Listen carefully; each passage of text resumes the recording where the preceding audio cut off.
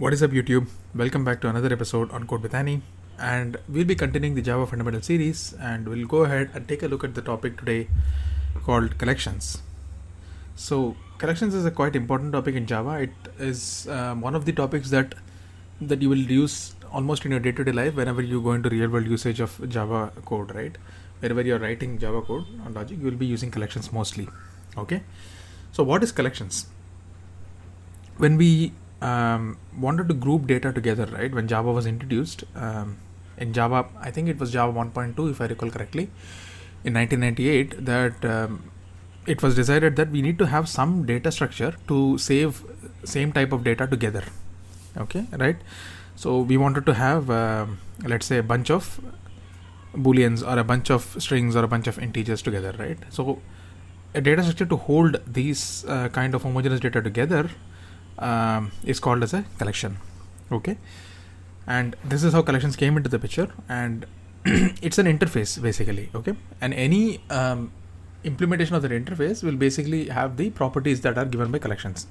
When I say properties, properties such as the sorting of the collection, sorting in the sense just ordering the stuff within the collection, and let's say you want to add an element to the collection, remove an element from the collection, and all those properties which are common, right?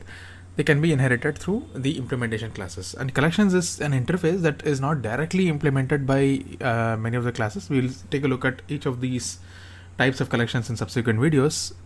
And I'll be focusing on 4 major collections. And while I do each individual video, I'll explain in detail about how those collections work in the real world and what significance they carry. Okay. So the 4 collections that we're going to take a look at are: 1, list.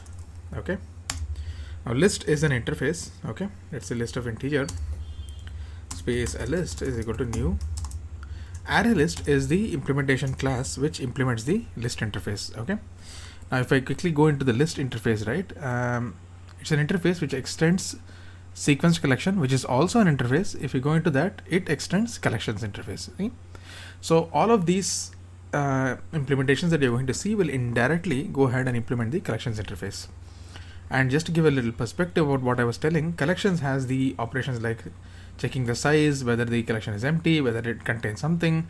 It provides an iterator to iterate over the elements present in the collection, option to convert the collection to an array.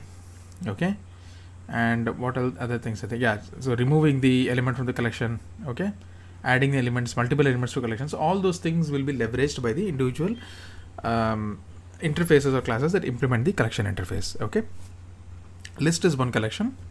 Then we have set, which is another important collection. Okay, each of these that I'm mentioning will have a separate video of their own because they are topics in themselves. Okay, so new hash set. Now hash set is an implementation class for the set interface.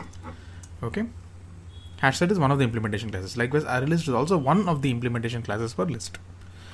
Then we have queue. Okay, queue also queue of integers. So you can see I'm giving it in the angular brackets, right? So this, if you recall from a generics video, is basically type T, right? When you go to queue, it accepts a type E. So instead of it's any character, right? So it's fine. So they mentioned type E. So this type E can be any data type. In this case, I'm using integer. Okay. Recall your generics video. I'll probably leave a link in the description below if you have not seen that one. I really urge that you see that, because there also I have referenced the collections use case. Okay, queue space a queue equal to new. Now queue also is an interface, so you'll have someone implementing the interface, right? So priority key is one of the implementation classes for queue. Likewise, we also have stack. Okay, stack of integers space a stack. A new stack. Okay, stack, however, if you observe, is not a interface, right? List, set, and queue are interfaces, but stack is a class. Okay, and stack in itself extends something called as vector. Okay, if you look at the documentation for these, you read most of these documentations in Java, right? These are all Java doc comments. Okay, if you read through them, you'll understand or have a better understanding of what these different data structures are for. Okay, a vector is a class that implements growable array of objects. Like an array, it contains components that are accessed through integer index, right? So most of the time in real world use cases, you may not be directly using vector, but you'll be using the stack, which kind of extends the vector class. Okay, and vector is a self-expanding and self-shrinking array.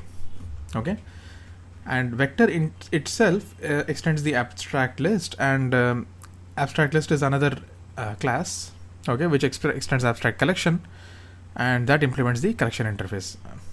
Okay, so somehow or the other, all these data structures go ahead and implement the collection interface.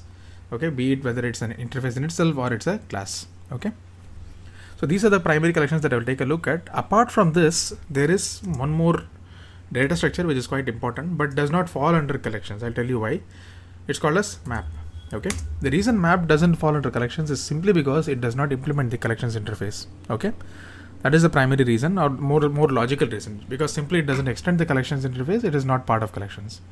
The second reason is map deals with two data structures at a time, two data types at a time. Okay, how I initialize a map is, this is how I do it. Map of, see, as soon as I type map, it is showing suggestions, right? So what it is saying, map of k comma v, right? So k is the key and v is the value here. Okay, so one data type in map will act as a key. Let's say I'm keeping integer key string value. Okay, space a map is equal to new, and map also is an interface in itself. Okay, map is an interface and someone has to implement this interface, right? So one of the implementation classes for map is hash map. All right, so this is how a map is defined, and what you can do is, what happens in a map is, whenever you put something into the map, right? Put is literally a method in map which will store the value in it. Okay, so when I say a map dot put, okay,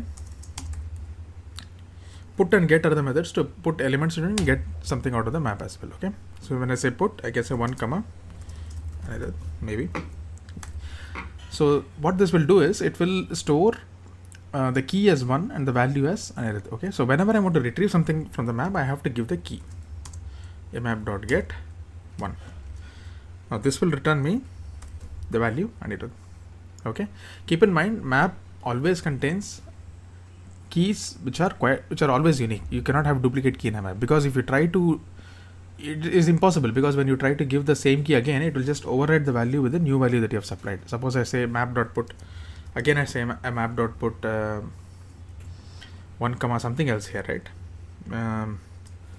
Again I try to do this also, it doesn't make any difference. But if I change this to Annie, what will happen is, it will have already put key with 1 and value with Anirudh, and it will just override the key, same key with value Annie.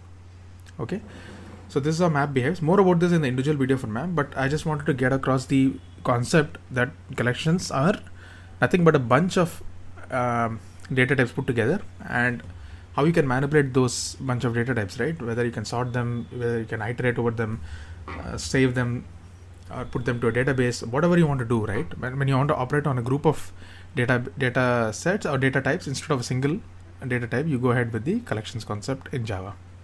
Okay, likewise map as well, when you want to deal with a key value pair combination. Okay, I'll talk about these in detail in upcoming videos, so stay tuned for that, and do hit the like button if you like this video. Subscribe to CodeWithAni if you haven't already, and I will see you guys in the next one. Okay, bye bye.